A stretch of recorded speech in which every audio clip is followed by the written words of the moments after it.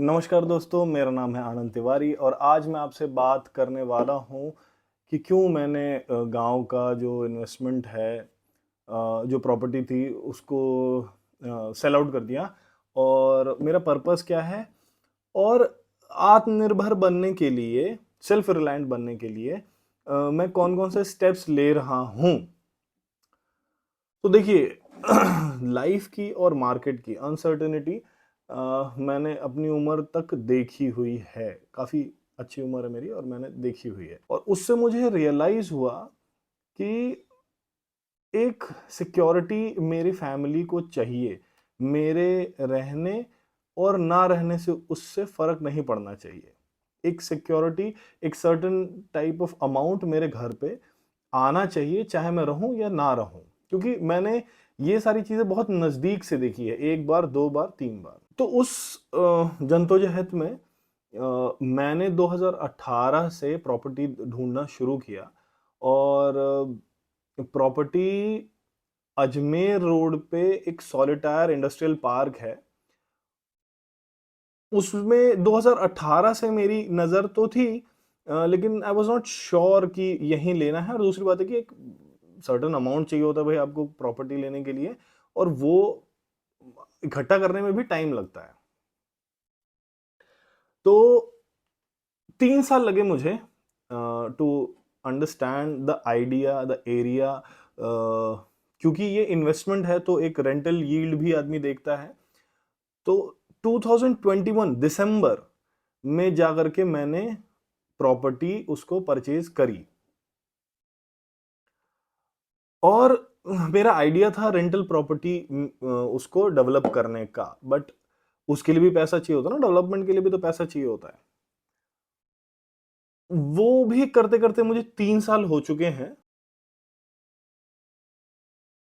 तो आज मैं आया हूँ अपना प्लॉट देखने के लिए, यहाँ पे जो 153 गज का है और सॉलिटायर इंडस्ट्रियल पार्क में है। ये सॉलिटायर इंडस्ट्रियल पार्क में रेजिडेंशियल एरिया है एक, वहाँ पर है मेरा। और प्लानिंग तो मेरी इस तरीके की है यहाँ की, एक रेंटल प्रॉपर्टी बनाने की, जिससे कि कुछ इनकम आती रहे ज़िंदगी भर मेरे पास, या जब तक ये प्रॉपर्टी मेरे पास है तब तक आती रहे एक रेंटल इनकम। ये प्लानिंग मैंने करी थी अराउंड 2018 में। इस प्लॉट को, मतलब इस एरिया को मैंने देखा था और ये it was still developing at that moment, at that time. लेकिन अभी मैं ये देखता हूँ कि यहाँ पे बहुत सारे इंडस्ट्री डेवलप हो रही हैं, वेयर हाउसेस हैं और मतलब, और वो भी नॉन पोल्यूटिंग, मतलब नॉन पोल्यूशन वाला यहाँ पे है कि सर्टिफिकेशन है हर एक इंडस्ट्री, हर एक इंडस्ट्री का, कि पोल्यूशन नहीं क्रिएट कर सकते वो लोग, चिमनी नहीं लगा सकते हैं। तो that's a benefit of this area, इसलिए ये थोड़ा सा पॉश होता जा रहा है। आने वाले टाइम पे देखते हैं कैसा ये रहता है। आगे मैं आपसे मिलता हूँ अपने ऑफिस टेबल पे। और मेरा आइडिया था रेंटल प्रॉपर्टी उसको डेवलप करने का, बट उसके लिए भी पैसा चाहिए होता है ना, डेवलपमेंट के लिए भी तो पैसा चाहिए होता है। वो भी करते करते मुझे 3 साल हो चुके हैं। मतलब 2022, क्योंकि दिसंबर में 2021 में मैंने प्रॉपर्टी ली, तो 2022, 23, 24, 25 में जाकर के मैंने उसमें साफ सफाई कराई,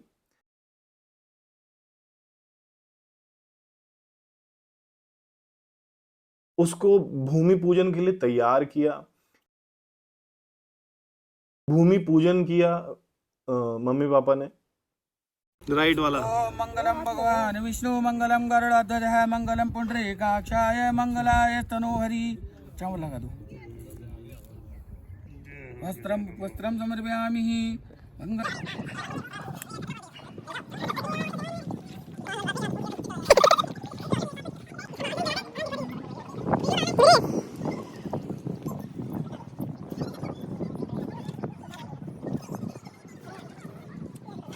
लो, हाथ तो लगा दो सारे सारे जन, आप भी लगाओ जी।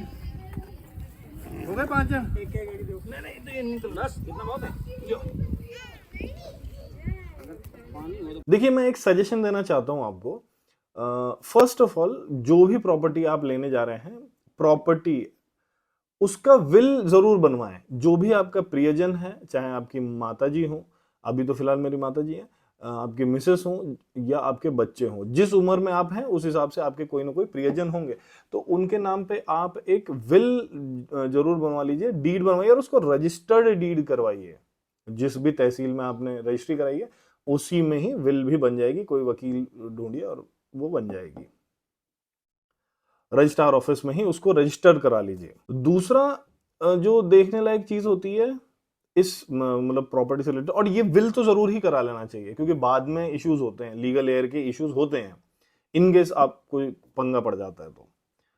मतलब आप नहीं रहते हैं तब, रहते हुए तो कोई इशू ही नहीं होता, नहीं रहने के ही तो लफड़े हो जाते हैं ना कई बार, और वही मैंने देखा भी है आसपास में, तो उसके बारे में बात कर रहा हूँ मैं। अच्छा, दूसरा एक बात बताता हूँ, एक ये भी जरूर देखना चाहिए कि आप किस एरिया में ले रहे हैं। अब जैसे अगर आप मिडिल ऑफ जयपुर लेंगे, मैं जयपुर से बिलोंग करता हूँ, तो अगर मिडिल ऑफ जयपुर लेंगे तो आपको बहुत महंगी प्रॉपर्टी पड़ेगी और आपको रेंटल यील्ड भी उतना नहीं आएगा, क्योंकि इतनी महंगी प्रॉपर्टी हो जाएगी कि आपको 0.5 से कम रेंटल यील्ड मिलेगा, और आप कैलकुलेट कर सकते हैं।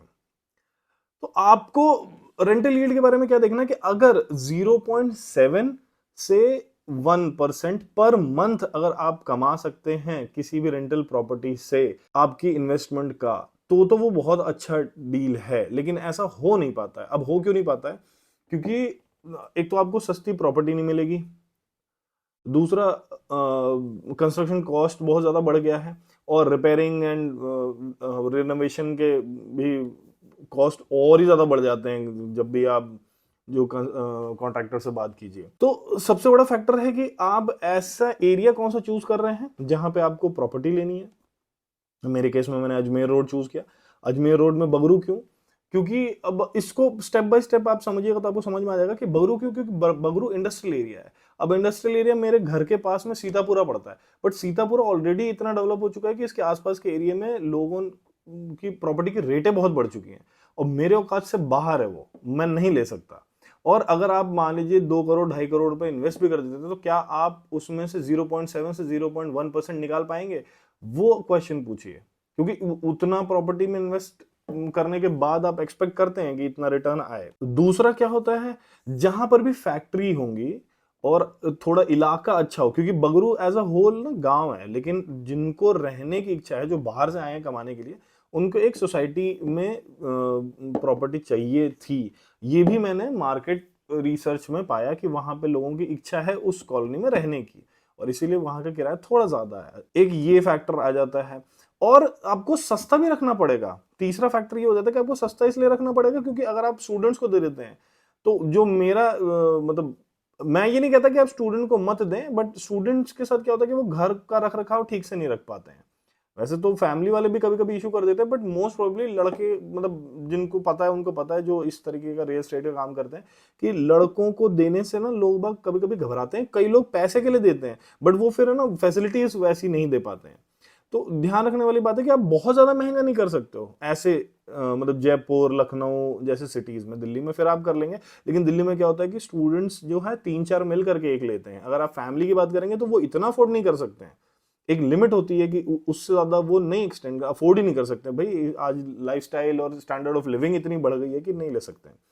तो ये भी फैक्टर आ गया। और किस तरीके से आप, जैसे मान लीजिए कि आपने फ्लैट में एक अमाउंट, सर्टेन अमाउंट इन्वेस्ट कर दिया, जिस दिन वो खाली होता है और 3 से 4 महीने अगर वो खाली रह जाता है, तो आपको प्रॉब्लम होगी कि आपका वहां से पैसा आना बंद हो गया। जबकि अगर आप प्रॉपर्टी, मतलब एक प्लॉट लेकर के इस तरीके का डेवलपमेंट करते हैं, तो अगर मान लीजिए आप 6 फ्लैट कंस्ट्रक्ट कराते हैं और 6 में देते हैं, अगर एक खाली हो गया तो 5 दे रहे हैं, 2 खाली हो गया तो 4 दे रहे हैं, तो इस चीज को भी कंसिडर करना चाहिए कि आप कभी भी खाली हाथ नहीं है, कुछ तो आपके जेब में आ ही रहा है हमेशा। और ऐसा कभी भी नहीं होगा कि 6 के 6 एक साथ खाली हो गए, ऐसा कभी भी नहीं होगा। तो ये 3-4 चीजें थी जो मुझे आप लोगों के साथ डिस्कस करनी थी। और मैं ये मानता हूं कि 0.7 से 1% अगर आपको रेंटल यील्ड मिल रहा है तो बहुत अच्छी बात है, नहीं तो बैंक में पैसा ज्यादा सेफ है। और आगे भी मैं इसके बारे में आप लोगों से बात करता रहूंगा कि क्या चीज़ अच्छी है क्या बुरी है। कई लोग ब्रैकेट बीएनबी में अपना इन्वेस्टमेंट करते हैं, तो उन चीज़ों के बारे में भी मैं बात करूंगा। बट अभी के लिए इस वीडियो को एंड करते हैं, और होपफुली आप लोगों का और परमात्मा का हाथ मेरे सर पे हमेशा रहेगा। इसी के साथ नमस्कार।